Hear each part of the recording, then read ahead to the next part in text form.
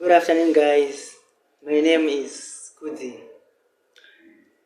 We are here today to talk about the post-match analysis of the Zimbabwe versus Egypt match. As you are aware, we did the pre-match preview of the Zimbabwe versus Egypt match, and this is the morning after. The morning after the game. This the post-match analysis. Okay, as I alluded to the as I said on the report that I did, I talked about width. Width is I emphasized the importance of width, and I even talked about the importance of the right side.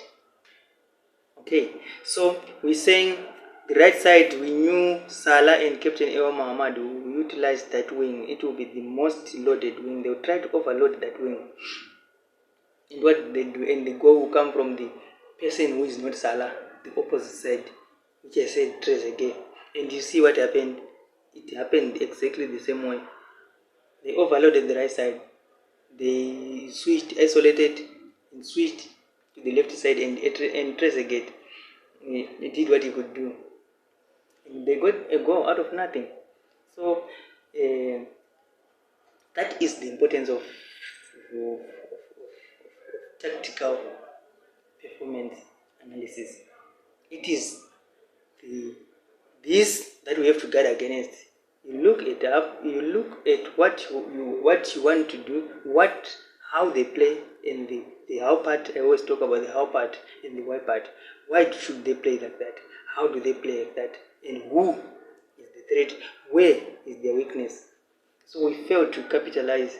We failed to utilize to close down the right side, which I alluded to and emphasized that they will try and overload the right side.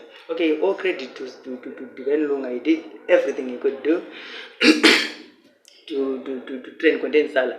Yes, and everyone is saying, I can see people are happy that Salah didn't score, and Salah was not in the game okay, the most part of the game. But if you look now at individual analysis of Salah, he was exceptional in my view. He was exceptional, yes. Why do I say that? What is his primary job? His primary job is to penetrate the small spaces, to go behind the defense, to run the defenders. What did you do? He did that how many times? Many times more than any other attacking player in the field for 90 minutes. So he did his job exceptionally. Look at that missed kick by Adebe at the corner there where he left Adebe for dead. The ball was put into the channels when he penetrated those little space. he took cut inside a lot of times. It's just a pity or an advantage to us that he had left his shooting boots home. Others would have been dead and buried by more than 2-3 goals. Okay, so the importance of width is the one that I said, which we should have guarded against. Then another thing is the pocket of space. I talked about the pockets of spaces between the lines. When we talk about spaces between the lines, we're talking about the department, the defense, the midfield, and the attacking department. We talked about those spaces. We needed to be compact. I talked about compactability in midfield, but that didn't happen. Why? Because the defensive midfielders were not doing their jobs well. I can say, well, they tried their best well, but I'm just saying in tactical analysis, we have to look at what went wrong and how should we have managed to try and contain the teams. So the pocket of space is something that I'm talking to now. I alluded to the fact that Egypt wanted to utilize the smallest spaces, especially in the attacking third, which they did. Look at in the 7th minute save by Ed Musibanda. Look at the build-up. Look at how they did. You see, look at how they moved. Look at Wada. The combination of Salah, Wada, and Mose. It was very small pockets of spaces, and which was we were very lucky because the Trezeguet to place it over the bar, but it was a clear goal. Okay, another thing I talked about was the shape. The shape was the most important thing to do. I talked about us not pushing them, not going and press them, because we knew they would want the ball. So it was very what can I say? It was wise to leave them have the ball. Then we press them in when they come in dangerous areas. I said that let them have the ball in less dangerous areas, and we then press them when they are now in the dangerous areas. But what did we do that? We knew Salah was going to overload the right side together with Captain Mohamed, who was going to utilize and occupy the outside channel. What did I say? I said I recommended double D, whereby Munezi should have come and try and drop into the inside channel and contain Salah. Well, it's Lunga. Contain who? Contain Muhammad. That is what I think should have been done. Then what else? The same should have been done again on the left side, where Nakamba would have dropped into the inside channel and leave Darikwa to deal with the whoever was coming to occupy the width there. So we didn't do that.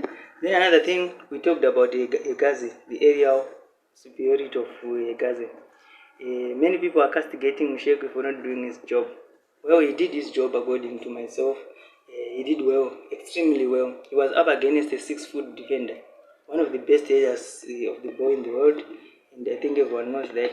And he managed to try and win 1 or 2 balls from him. Well, Musheku didn't get the crosses that he threw from. If you want to play an attacking, a counter-attacking team system of play with a forward striker, you have to have people who can cross the ball well. Look at how many crosses that Erika crossed that were all over the top, which cannot be headed. So there was no way Musheku could have made an impact that people would have wanted, because there was no clear chance that Musheku got that I remember, which we say, oh, we should have scored. So I talked about area of superiority, which we should have guard against. We should have not played aerial balls. We should have tried and get in those small spaces and attack them direct with pace. Okay, then Karuru. Yeah, I hear everyone saying Karuru should not start, should not even play again, was not doing anything. But Karuru now, I regard him as one of the most important players in that match yesterday. Why? Because Karuru, people did not see what was happening there. Egypt was playing with a back four, and when they realized that Musheku is the lone striker there, what did they do? They knew he had no threat, so they pushed the guys inside. If you see, every time a guy got the ball, you would push into the midfield phase and try and overload the midfield there, creating depth, and at the same time increasing the number of people in midfield. So what was the Karuru doing now? You would have to mark his primary marker in Eonen, the D-Link. At the same time, you have to deal with Egazi, who was also playing as a what do you call it, a D, a converted CB into a D.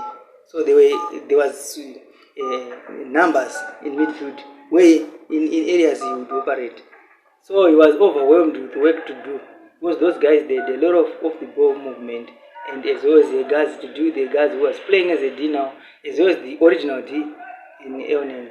So I think Ovid did well. He was, I think, if we were to check, he had the maximum distance covered in that match, and there's little he could do because we didn't get much of the ball.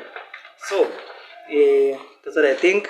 Then we have, the last thing is the game phase management. I talked about game phase management. We didn't, instead of us managing the game, it was now Egypt who was managing the game. Look at the way they were playing in the second half. They knew they knew they were not at their best. Salah was not at his best. What did they do? They try and wind you up. They try and just make sure the clock ticks while at least they protect their lead. So this is just the post-match analysis, tactical analysis of the game, Zimbabwe versus Egypt. Like I said, I always say tactical analysis does not guarantee you results, but at least it guarantees you improvement. So I think next time in the next game versus Uganda, the coach and the technical team, they've seen the flaws, one or two things that need to be addressed and that needs to be done to get a better result. So I think if they do that, if they did that well, they managed to look at Uganda playing, they saw one or two things that I also saw, which can be used to their advantage. So I say, go, Warriors, go. Buy our buyer. Always remember to trust the process.